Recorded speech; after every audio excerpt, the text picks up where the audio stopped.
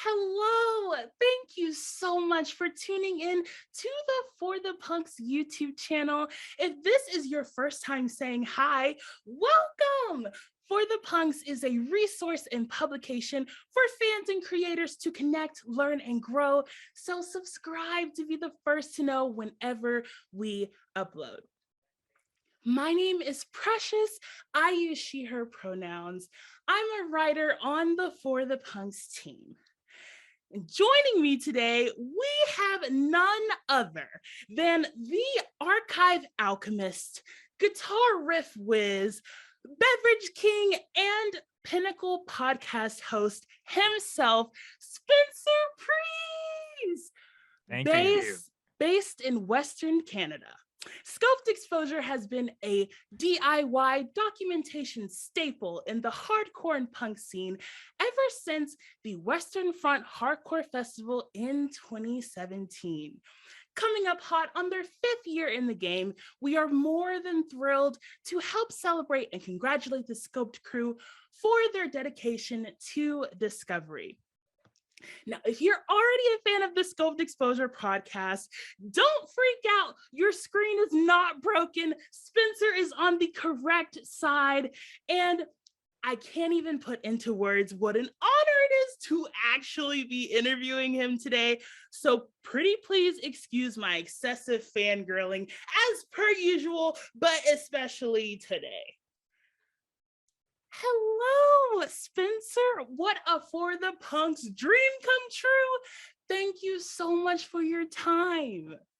Absolutely. The honor is mine. I am very excited to be hanging out with you on the podcast. And I was listening to, I think the first thing that I had heard of you was your interview with Kat, and the overwhelming shout out that you gave of me was just, it warmed my soul.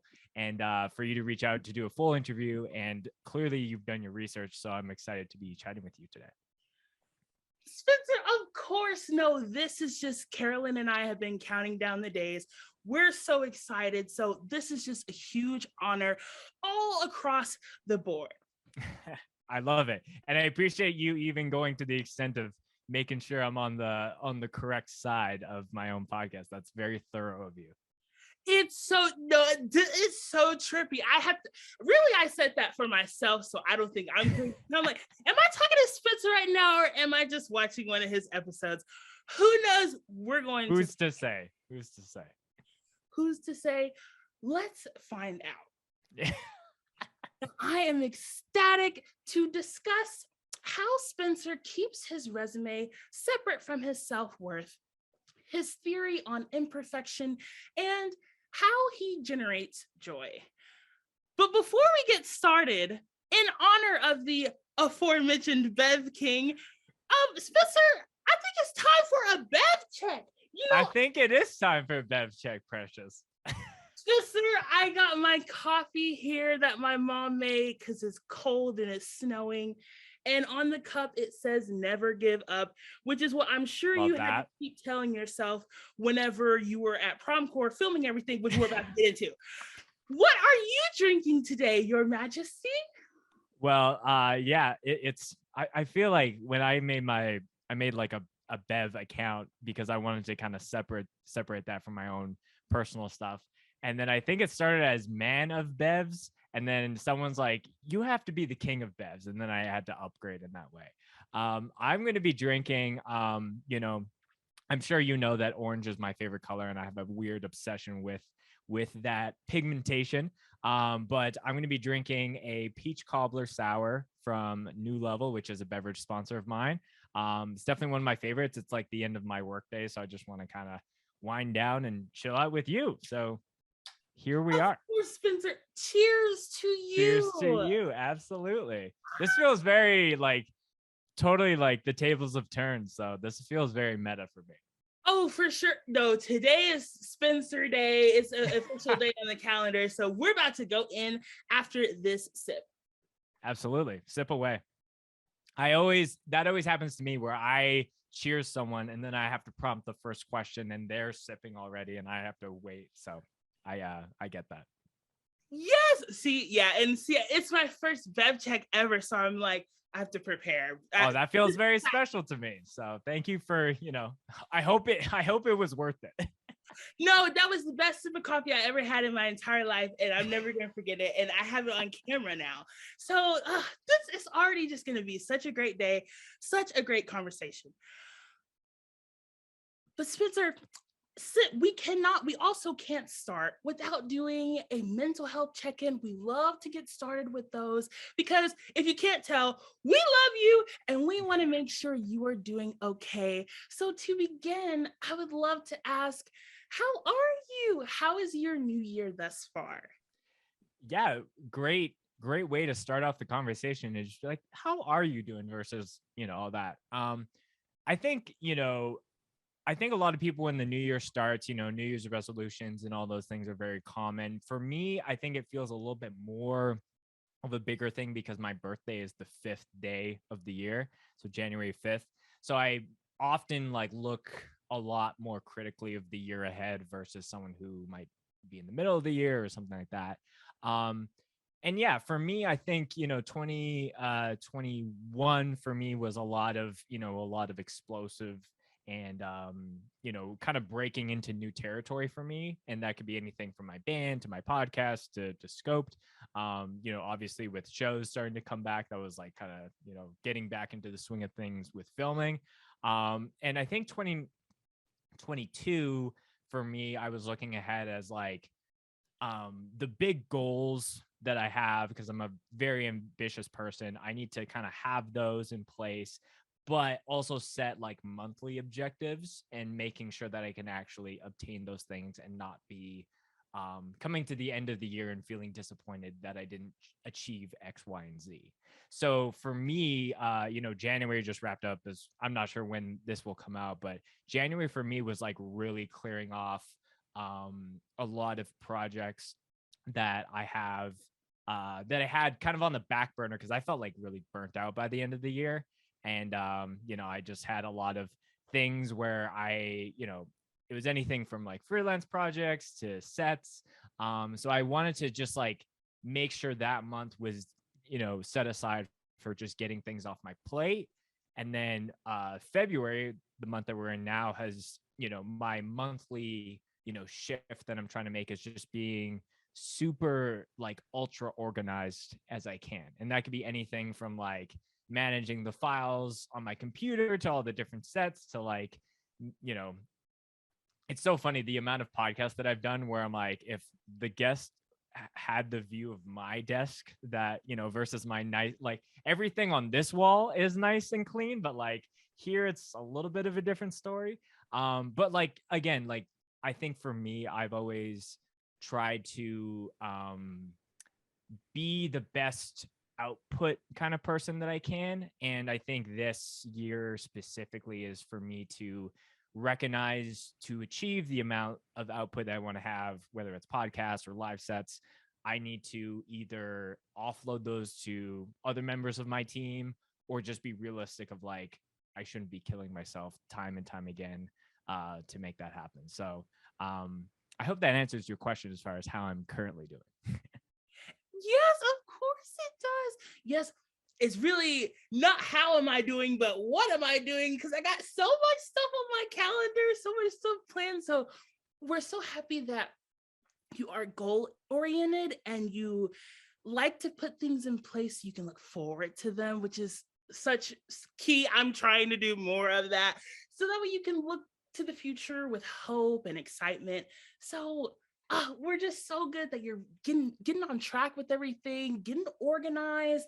Because, like you said, you have so much going on, and we're gonna get into it. But speaking of the calendar, like we mentioned earlier, Scoped Exposure is approaching its 5-year anniversary in July. Yes. And the Scoped Exposure podcast will hit 3 years in November. Spencer, bravo, that is major. That's major. I mean, well, I was about to say, I don't know if I've done anything consistently for like 4 or 5 years. I was like high school, but this is huge. This is huge. Now, I'm curious if you have any commentary on the journey so far. Like, how did you get started? What's it been like? Like, just tell us everything. Yeah. So, for the people that might be the first time hearing the term scoped exposure and what that is. So scoped started essentially, I was filming I was started to film shows even a year prior to starting scoped. And that was solely to kind of like be involved a step further than just being in bands in my local scene at the time. And for me, I was seeing a couple other people filming, but they would have a GoPro or they would kind of only do certain shows. And for me, like I think any person who films at the level or scale that I do, it's obvious that someone like Sunny from Hate 56 is an obvious inspiration. So I was a big fan of his stuff, and just wanted to do that on a small level for my local scene. And then over time, that just kind of blossomed more and more, because I think a lot of people up here really saw the value of what that was bringing to the bands and the shows and the festivals that were happening here. And then yeah, I just got like, I think it was a huge thing for me just to kind of give me a new sense of purpose of what I do when it comes to like like, because I feel like I always have my hands in so many honeypots, but the thing that has stayed the same and true for the longest time is scoped. And then over time, filming some shows, getting, a couple opportunities here and there to maybe go beyond Western Canada and even down to the States. And then COVID happens, and we had already started the podcast. And for me, I'm a big believer in just not in you don't choose the cards that you have, you just choose how you get to play them. So for me, I just saw that, hey, we have this podcast. We can't film shows. We don't know, or shows aren't happening. So there's nothing to be filmed. We don't know how long that's going to be. And I just decided to double down on the podcast because that was kind of doing well already. And, the first 10 interviews that I had done were all in person. It wasn't over Zoom like this. So I kind of had to swallow my, not like my pride, but my preferred preference on, doing things in person and start to do it over Zoom, even if it was someone who literally lived down the street from me. And then that just, again, like all it took was like one episode here to get us to another level of being able to reach out to bigger guests. And it's just gone so far. Like, and, just earlier this week, we put out an episode with Will Putney, big metal and hardcore producer. And what's crazy about that for me is that Will has always been someone like, yeah, when we get to a certain level, I'll reach out to him and we'll have him on maybe. But we were actually approached from a PR company about having him on. So I'm starting to, play in a little bit of that field where people are coming to us now versus me have to go out there. So yeah, scoped as a very broad term is like a brand that rides for hardcore, whether it's based in Western Canada or the States or anywhere and beyond. Yeah, it's a combination of myself and a bunch of other friends of mine that help me do editing, podcast production, merch, photo editing, live streams. So we're a big collection of hardworking people that I'm all super grateful for. Yeah, that's essentially what scoped exposure is. And it's crazy that it's actually like there's enough people that have given enough of a fuck about it for it to exist for 5 years. Yes. No, I mean, all of that is incredible. And that's the exact reason why I'm freaking out internally. I'm just like, oh my God, what is my life? That is amazing. And I love how they're wanting to be a part of the scoped community. There's definitely a community building, a library of content building. And I would love to explore that more. Like, how would you describe your perspective of the podcasting atmosphere? Like, do you, what's your overall connection to conversation? Like, is there a earlier are there earlier conversations you've had that you feel connected to, that kind of really like the real reason behind why you do what you do? Sure. Yeah. So I think maybe if I'm understanding your question correctly, the why behind, starting the podcast and the style of how we did, myself, like I'm sure a lot of people within, this subculture loved watching interview videos of people, whether they're from the Warp Tours or the, whatever, like, and just like hearing about what's happening. And, there was definitely like certain people that, can we pause here? I'm just Yeah. hearing my cat, like, or not my cat, my dog get into something. No, that's fine. We can edit anything. No, you're Okay. fine. Thank you. Give me 1 second. Precious, my deepest apologies. Oh my God, no, you're perfect. There was something in my mouth that was bothering me anyway. So I was like, yes, and I just kind of like fixed it. But yeah. So yeah, so to answer your question, I think a big inspiration to me with a lot of things, actually, what I do with Scoped is like being like creating the thing that I wish existed in whatever space. So I think for interviews, like I was watching a lot of, of the bands that I liked growing up, like the Devil Wears Prada, the A Day to Remember, the Slipknots, interviewing people, interviewing them. And there was always like maybe 1 of 10 interviewers that didn't seem super cookie cutter, that I'm like, oh, that's a good question. Or like, yeah, I would never have known someone was into that. So that was always something that for me, I wanted to see more of. So, and even just not even the questions being asked, but the guests themselves, who were being interviewed. So I think when the podcast started, an initial goal that I had was to interview people specifically that had, their foot in the hardcore world, but they also had an interest in, owning snakes or like dirt biking or like something else entirely. So we can kind of like bridge the gap between those things.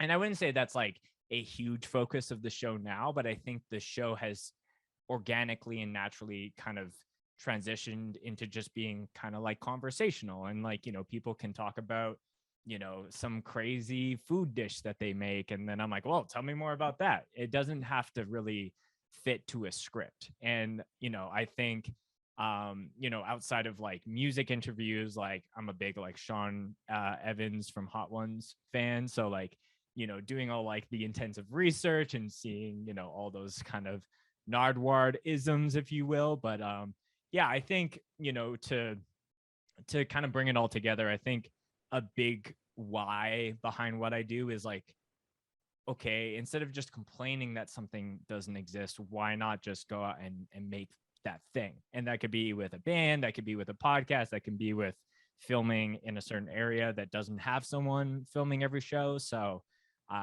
yeah, just like being the change that you want to see, and, not asking for permission to do that. Oh, I think that is such a brilliant perspective. Like you said, like a lot of times the missing, whatever's missing, whatever you recognize that's missing, that can be your opportunity for ultimate mastery. Like that is something you could specialize in. I think they call it a gap in the market or some type of professional business term, but that's definitely, like you said, a brilliant way to approach it. And like you said, something that's really important to Scoped is showcasing a variety of artists, musicians, even branching out to like, I think tour managers and like festival managers and like super people that don't even play instruments that are still involved heavily in the hardcore scene has been huge lately for you guys. Mm-hmm. So that, oh my God, that is wonderful. That is wonderful. And like you mentioned as well, you're also a musician. You play guitar in game. And I would love to kind of talk about like, what is your musician origin story? Like, how did you get into guitar? getting into guitar as a whole, I think was just, again, like listening to music. And then obviously, like, I think every kid at some point is like, you got to take some kind of lesson. So whether that's piano lessons or whatever, went through piano, kind of like kicking and screaming the whole way through. And I think guitar was actually worse because for me, I didn't want to learn scales and, like all the rudimentary things. I wanted to like, how do I play this riff that Slipknot has in their song? So it actually took me a while to actually get set up with someone who, played in hardcore bands that understood some of that. And he's like, oh, this kid just wants to learn how to like do like power chords and like picking really fast. So I think that was kind of the origin. And I think, yeah, like I think when it came to like playing in bands, I like kind of started in something that was like really accessible for me, which was like playing in pop punk bands. So I would do that. And then I kind of like made my way over to like the metalcore. So it was just like playing, breakdowns. And then eventually kind of made my, I was always listening to hardcore all the way through that, but I never, had the right friend group that everyone wanted to do that. And then it was just a matter of like me literally DMing a friend of mine and being like, your band only has one guitar player. I'll play second guitar. When are you practicing? I already know the entire set. So I think that was, again, like kind of my attitude. And then I think as soon as I got my foot in the door, then it was like totally like super easy for me to start my own projects and do my own things. So yeah, that's kind of the origin of how I picked up the axe, as they say. Yes, and we can all agree, all fans of Endgame can agree, it was a genius choice making guitar your instrument.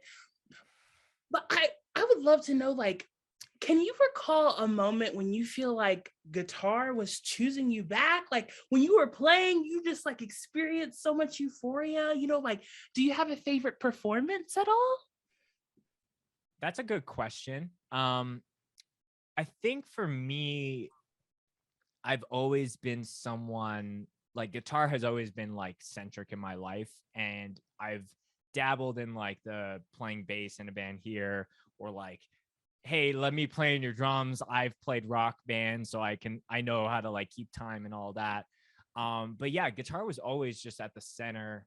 And I think the why behind that was because, I think guitarists have the privilege of being in the best positions of like songwriting. And so going back to me not being maybe the craziest guitar player and ripping the sickest solos, what I really I was like, okay, I don't have that, but what I do have is like a great understanding of like how parts fit together and like transitions and okay, let's play this part again, but like do it this way. And always wanting to push that. So for me, most of the bands that I started myself, I was very I think I was very headstrong, honestly, with how the songs like made sense in a whole. But most of the bands that I would join, I would almost like flip from active to passive member because someone was already in an established role of that. And I was like, yeah, I'm totally fine. Like, give me the riff. I might add like one little thing here, but that is like my little stamp of approval. So I think the ability to, create energy through the song was like always something that was really important to me. And like setting not like setting a vibe is a very like 2022 way of saying it, but I think it was just very important to just like have something where I can express how I was feeling and let whoever was on vocals to take it that much further. That's so cool that a lot of the excitement you experience with guitar comes from the orchestration, the arrangements, the composing. That's so cool. Like I don't ever think about that part. I always just think about like the live performance, but that is so cool. And I love how you mentioned like a lot of times, especially if you're in school, if you play your instrument in school through the marching band or orchestra or jazz band, they do kind of like there is a way that it's taught, and there are things you learn, like you got to practice 24/7. You got to know your scales and your arpeggios and your mixolydian, and you got to, and that can be like off-putting a lot of times to people that don't have a lot of time or aren't even interested in that genre, because there's a million different genres. So it's so important to highlight that you can have any kind of relationship with your instrument, however it is. It doesn't have to be a specific way or classical way, traditional way. And that's something I've been exploring a lot lately with piano too. So Love that. That's so cool. Okay, so we talked about podcasting, we touched on guitar. We have to talk about Spielberg's current competition. Okay, if my research is correct, Scoped has 9 fully documented festivals available on YouTube. You have the Western Front Hardcore Festival in 2017, the Wild Rose Hardcore Festival in 2018, the DPK 5-year anniversary in 2019, the New Friends Fest in 2019, the Don't Want to Hear It Festival in 2019, the Snow and Flurry Fest in 2019, the Northern Alliance Fest in 2021, and last but certainly not least, Promcore 2021. Spencer, we have to talk about Promcore. Spencer, you flew from Canada to Oklahoma City and documented a 2.5-day festival that featured 47 bands by yourself. Yeah, it was a lot. Now, you and the Scoped crew have been working tirelessly, dropping movies left and right. And ever since October, Scoped Exposure has become my personal time machine. Your cinematography is splendid. I have to say, when I watch Amerda's performance, I have to pause every 30 seconds because, like, it's just so overwhelming. They did such an incredible job. And you can even tell by like the way you, like your camera work and framing, you could tell you were a little inspired by that as well. So absolutely, yeah. Can you give us like a behind the scenes of like that weekend? Like what was that like? So first off, mad shout out to Aaron from Promcore for having me down.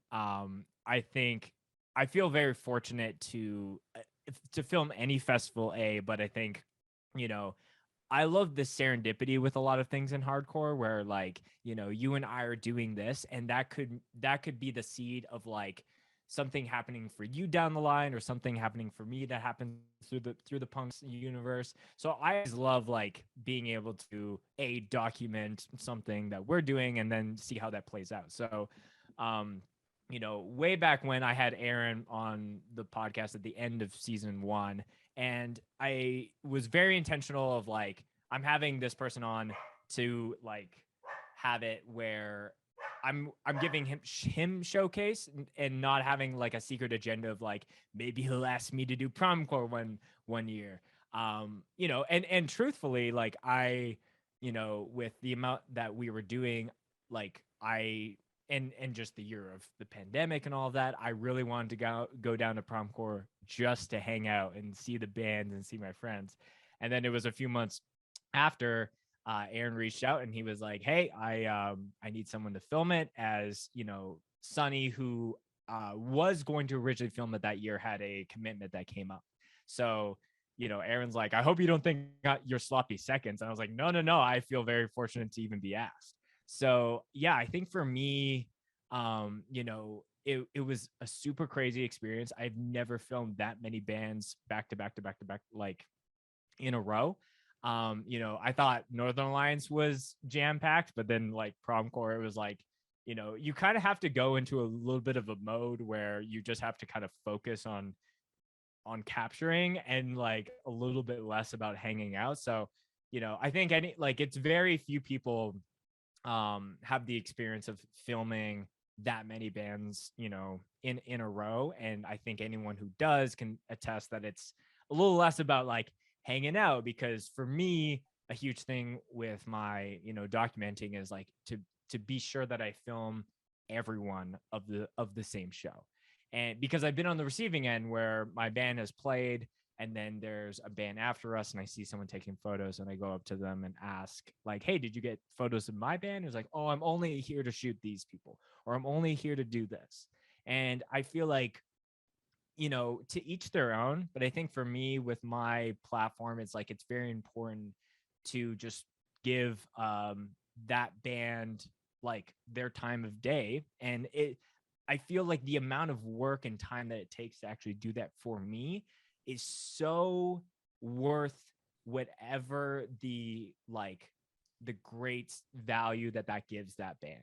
Like there's been multiple times where like I would go film a show and like truthfully 4 to 5 of the bands on that bill, I wouldn't go out of my way to film that.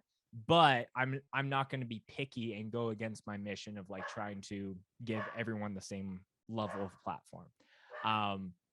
So with Promcore, it was like clearly there was so many bands that I wanted to, but it was more about endurance than anything else for sure. Yes, and it definitely has paid off. And I know so many people are, I mean, it was so surreal. Like, I mean, because I had the chance to go and like seeing you, because you were like, it was like the band and then it was like Spencer with his camera. And I was like, right. Oh my God, I can't believe Spencer's here all the way from Canada. He was on my laptop earlier when I was watching the Scoped Exposure and now he's right in front of me and this is crazy. So that is, oh yes, well, we just want to do a formal like bravo, congratulations. You have our eternal respect. I mean, literally that is crazy. But like you said earlier, that is like that little missing, oh, we need somebody to film. Oh, here's Spencer. And now you have a complete library of content. Mm-hmm. Can I add something before we go into the next thing? Yes. I think another thing that's kind of interesting about what I do or what anyone who films shows does is that very rarely do I have a lot of these relationships with bands before I film them. And what happens is like I film them, I give them a little bit of a back scratch, and then we get introduced in a problem because I'm not going to these bands before, like very rarely I'll go up and unless they have like a really crazy logo that I know is going to be a nightmare in Photoshop for me to edit out of like a weird background. So there will be some of that intro, and some people will come up and like, oh, you filming? Oh, that's so sick. You have a drum cam? That's so dope. But very rarely is it I have this, hey, I got this, I'm filming your band coming up, because I like to just like try to be a fly on the wall when it comes to what I do. So what I love is being able to like film a band and then being able to make a connection point with them, and then the next time I see them, it's almost like that much more special, like for us to reconnect in that way. And the podcast is an interesting thing too, where my interview with Kat from Scowl was maybe a couple weeks before Promcore and got to see them, but we had planned to put it out after closer to the album release date. So it's just so cool.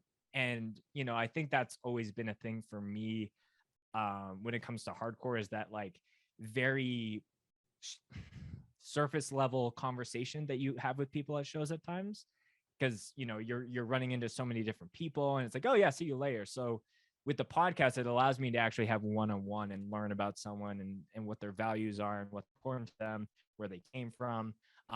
But Scoped Exposure as a whole has just connected me to a whole sea of people that I think if it was anyone else, it'd be like, for me, it's like sometimes I'm like, do I have any business talking to Will Putney from Fit for an Autopsy or so-and-so in this giant band? But it's been a cool like connection point for me to make with these people for sure. Yes, and you definitely earned it. And you definitely are creating a Scoped Exposure experience. Like anybody can just sit in their living room, turn on the TV and scroll through the Scoped Exposure live performances. And then like maybe a suggested video will come up about somebody in that band that you've interviewed, and people can, through that conversation and you yourself, you can develop a connection to that person. Therefore, it just emphasizes the art. It allows you to experience the art in a deeper way. And I think that having both is really, I mean, oh my gosh, I'm fangirling again. Really, it's a whole experience. So that is amazing. Now, with the library of content comes the lust for perfectionism a lot of the times. However, if something is too perfect, there's no room left for wonder and individuality. And when someone is in awe, they tend to stumble, they lose track of time, and they become entranced by the present moment. So I would love to touch on your theory on imperfection. Like when it comes to editing or performing, recording, planning, how do you go about making room for your art to breathe? Yeah, that's a great question. I think something that was very important to me early on, I guess there's two things. One is quality is subjective. So, I think, again, going back as an early thing for the podcast, I was like, oh, people aren't going to like care about like an online thing on Skype or Zoom or whatever. And, like I've had people recording their video of their podcast and they're like in their car in the parking lot of like a Best Buy at like 10 o'clock their time. And for me, I'm not naive to the people that only like watching or listening to the podcast that have like the high end budgets and things like that.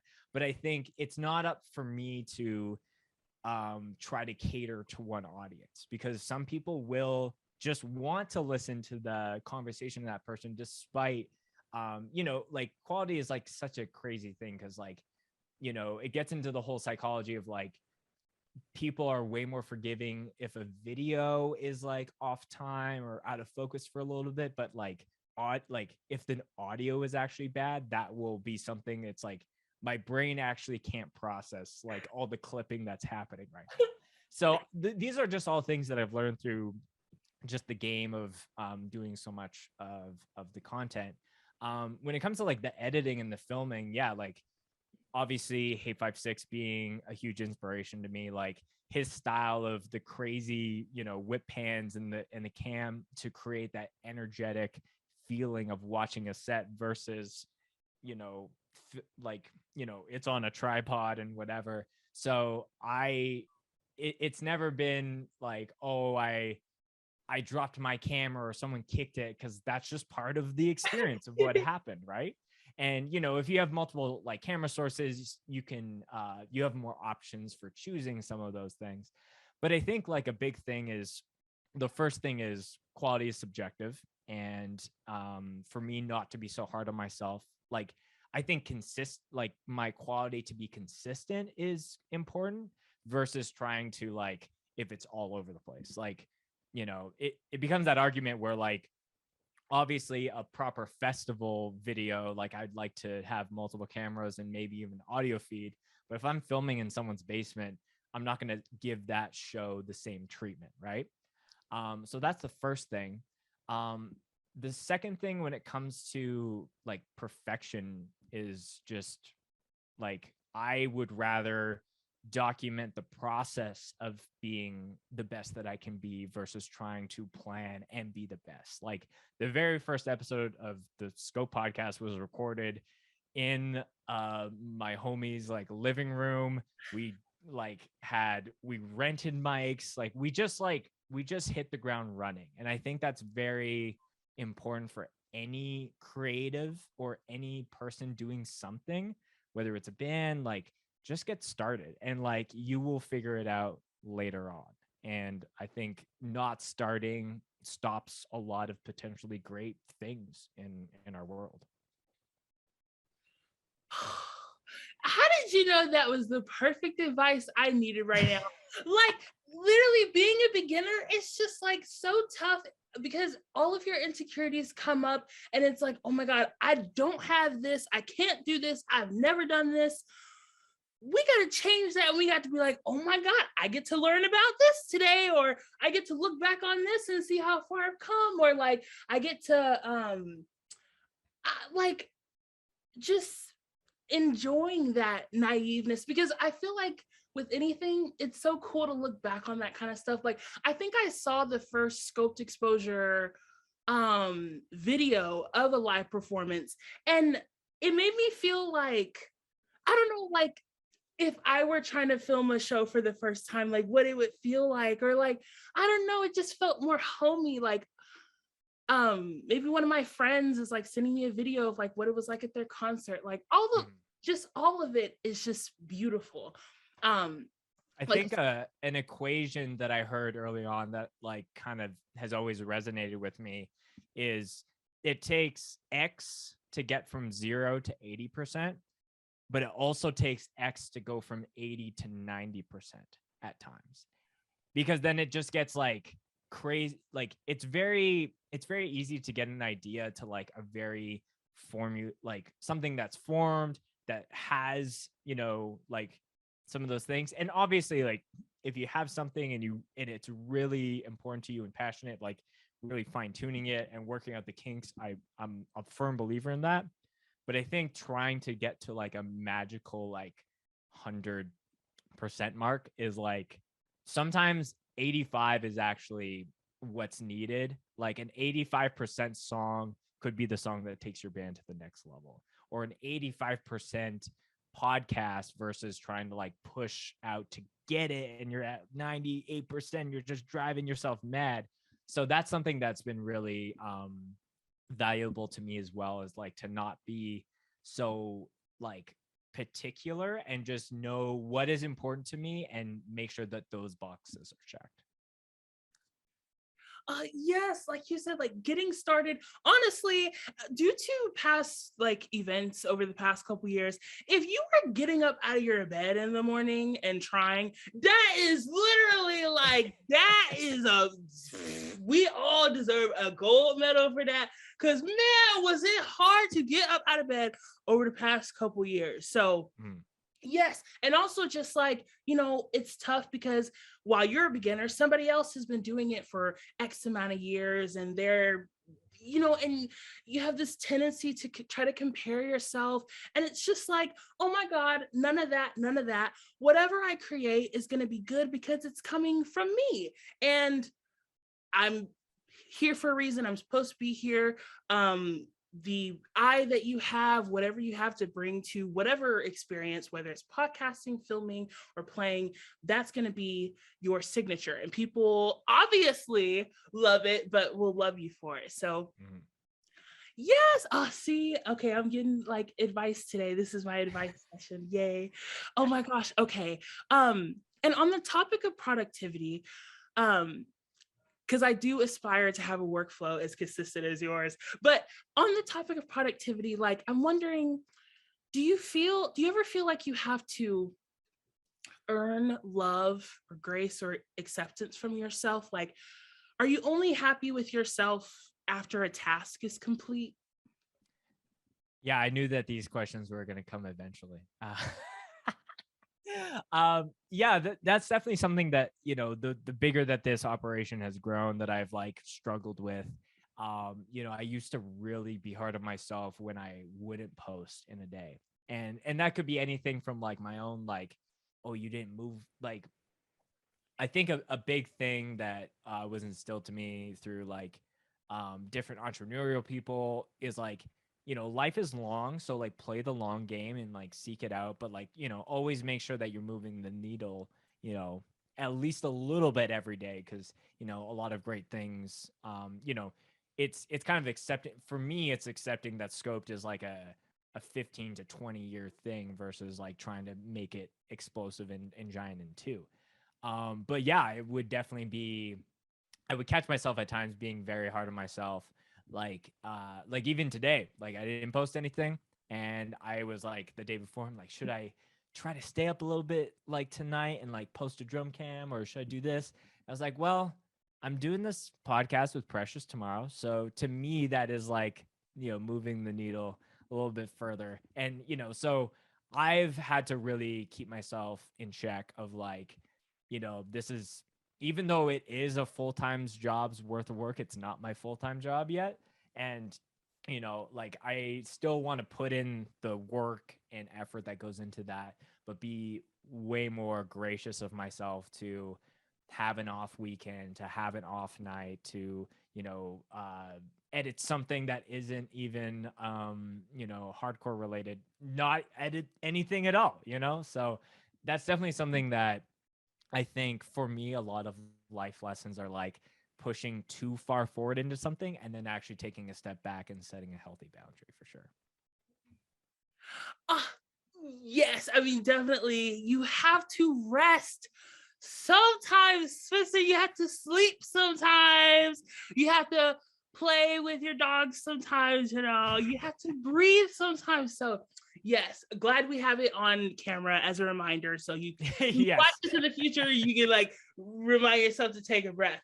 And since we are on camera, can we go ahead and put this on camera too? Like, after everything that's been happening so far, not only with scoped exposure, but just in general, would you say that you're proud of yourself? Definitely. I think, I was reflecting on this a little bit today because I think a lot of people need, for some people, it takes kind of like a life event to kind of kickstart something, if that makes sense. So I think for me, like I've talked about this openly on my podcast, so like I think really like diehard fans aren't like this wouldn't be a shock to them, but I have Crohn's disease. So for anyone that doesn't know, essentially what that means is like I have a compromised immune system where I can have flare-ups, and a lot of my early 20s, I was struggling with that, being misdiagnosed and not having the right things in place, and kind of like really at a very low point in my life where it came to my self-worth and like not feeling like I was in control of anything. And then, once I had, gotten on the right medication and had a couple surgeries to kind of fix things, and now it's like manageable. Then I actually felt like, oh, like not like the world is my oyster, but like I felt like, oh, I can actually like do this thing and not be at the mercy of this thing that I was born with, that's going to dominate like my entire weekend or the evening I have ahead. So I think for me, like looking at how much that I've gotten to build an overall reputation for like scoped exposure has been crazy. Like I think the initial goal was to bring, spotlight and more eyes to Western Canada and what we have going on. And it's clearly working. And I think now it's even expanded to just being a platform and a like a single a signal beacon for just any hardcore bands. They don't have to necessarily just be in Western Canada. And the fact that like I get messages after DM after email of like different people saying what I do means so much to them, that it's helped their band, that it like has helped their scene, like that is something that like I can absolutely be proud of for sure. That is spectacular. And we are so, so proud of you, not only for your resume, your portfolio, your YouTube channels, but just proud of you for having hope. Because, oh my God, health, especially over the last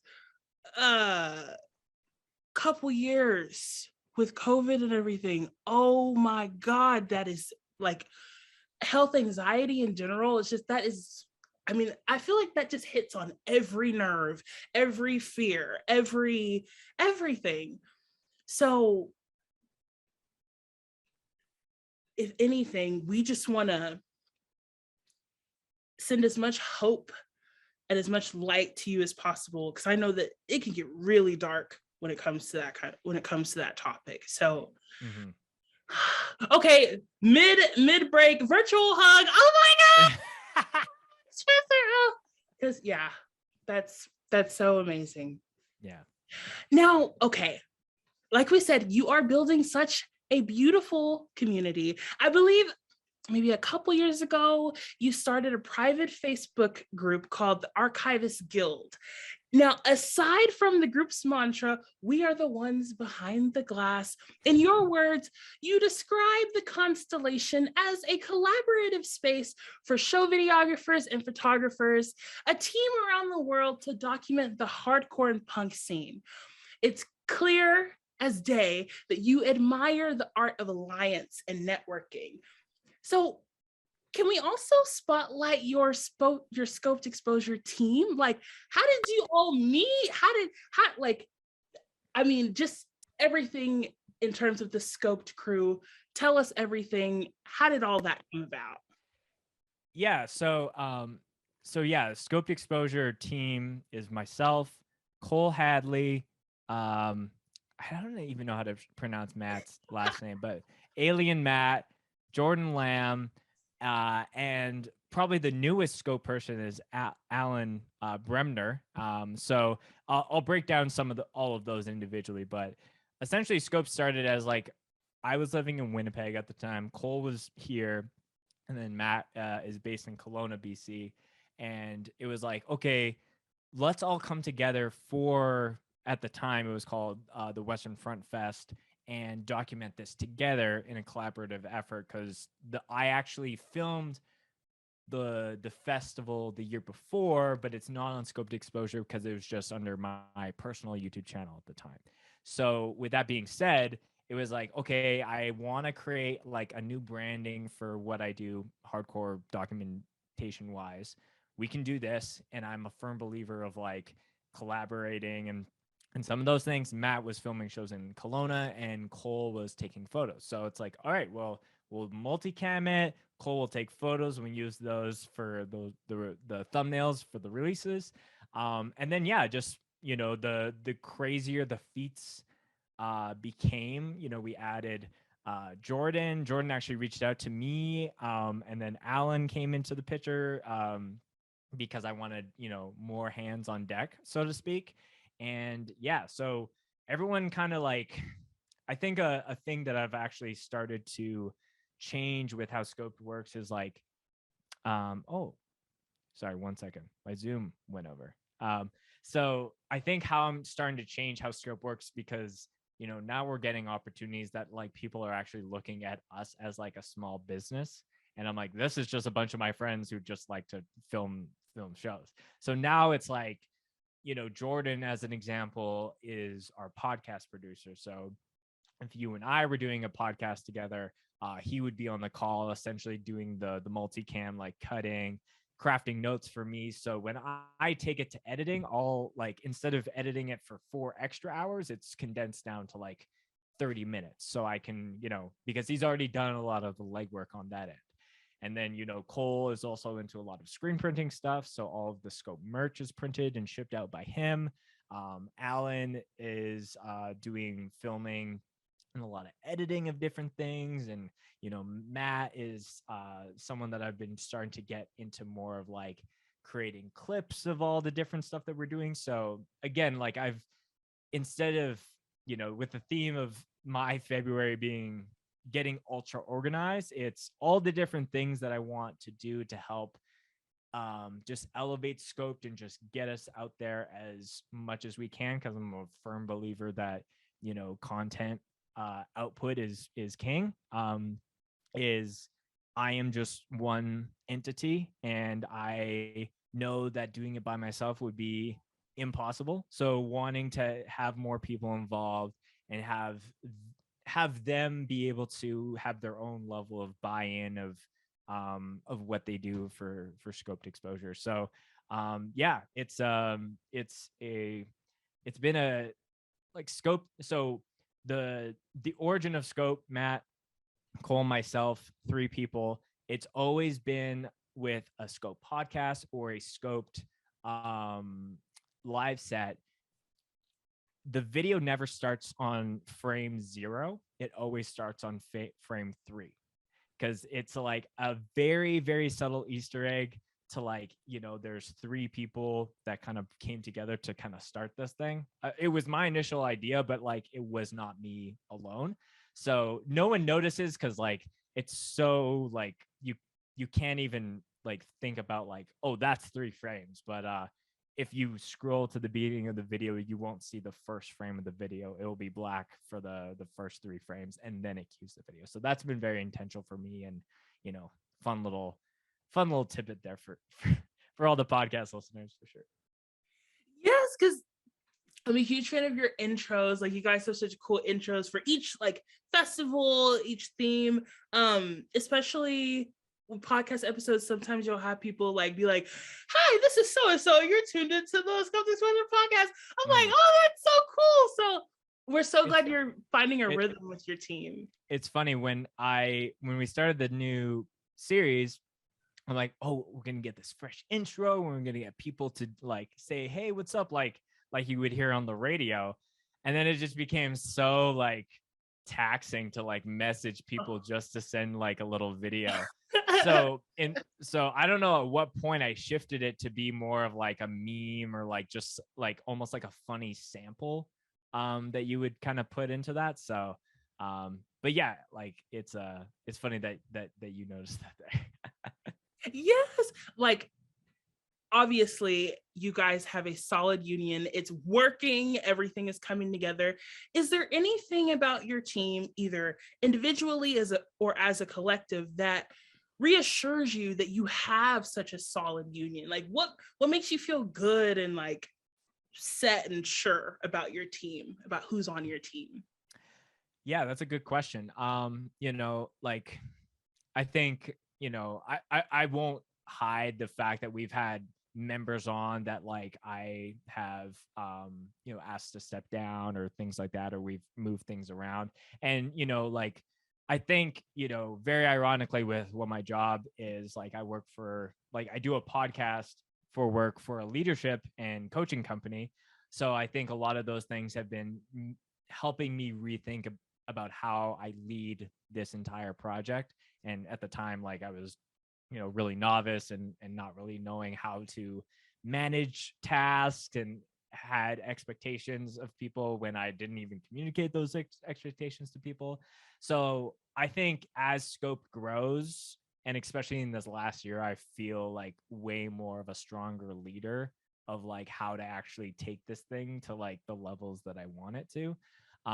So yeah, like when it comes to like the people that are on board, like I think a big thing of like starting to shift some work off of my plate, because I think for me, something that I do struggle with is just like, well, I know it will get done if I do it, and not having it where it's like in the hands of someone else that like I do like on paper trust, but I'm not actually giving them that chance to actually show that to me. So, that's been something that I've really started to, change, especially in the last few months, where it's like, the scope merch would go out, and then it's like, oh, I didn't have to bag the order. I didn't need to go to the post office. Like, that's so sick. So, that's been something that I've started to think about a lot more.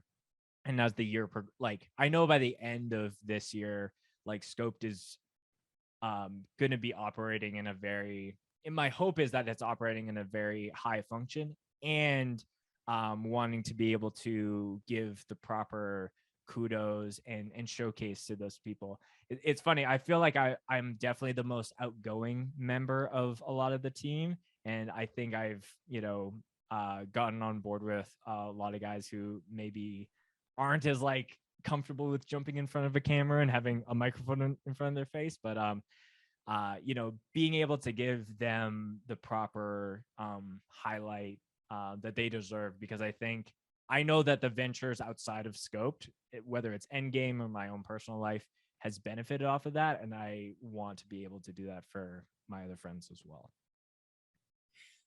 Yes, like you're noticing that you're sleeping better, you're breathing easier, you're having more time to play with your dogs, and like the world's not crashing and burning. So that is like a good sign that yes, your team is solid, it's working. So That is wonderful.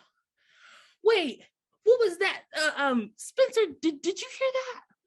Oh, I think that was the sound of my heart breaking, because we have just reached the final question of our interview. I knew this moment was coming all week, and I've been dreading it, but I'm also very excited to ask. Okay. Spencer, how do you generate joy? Either for yourself, for your loved ones, or scoped exposure. What is the source of your joy? Yeah, that's a good question. I think because of what I do, there tends to be a lot of moments of loneliness and moments of, just being, it's just me and my computer and, these people. I always say it's like, it's sometimes weird that I'm like, I feel like I'm building a relationship with someone because they're on my computer screen for so many hours, but they're like, they don't know. They just saw me for 15 minutes during their set at a fest once. So when it comes to joy, I think honestly, and I've tried to do this a little bit more, is that going back and looking at the big projects and the big things that I've done, to help remind me of like how far things have come. And that could be anything from like re-listening to the Scopies episode that I did to kind of like wrap the year up and being like, damn, like 700 people like filled out like a Google form that I made. Like that's so like that wouldn't have happened a year ago. And that could be double by, next year. And yeah, like I think I'm trying to do that more. I definitely find that, when there are times where I'm like in the mix of it and I'm like maybe feeling a little bit more like I don't have enough, juice in the tank, the random DM that will just come out of nowhere from someone that I've never interacted with that is like super genuine and just being like, yo, like I work this crazy job where I need to like have something to help pass the time, and your podcast really helped me on that. Or like literally no one has filmed my homie's band ever, and the fact that you captured that at Promcore means the world to me. Like someone I looked up to has used the term like your comments are my oxygen. And I feel like at times when you're producing at this level is like that, like it actually like means so much to me when people reach out, because like I'm not I'm not trying to say that to prompt any more of those, but like I really am doing this for like the love of the music and the community that I'm a part of. And I am fully aware that a lot of it is like a thankless job, but the fact that anyone will take time out of their day to say something like heartfelt or just like, anything goes like a long way for me. So I think those two things is like reminding myself of how much things have grown, even within a 6-month year or 4 years time, to help me keep going.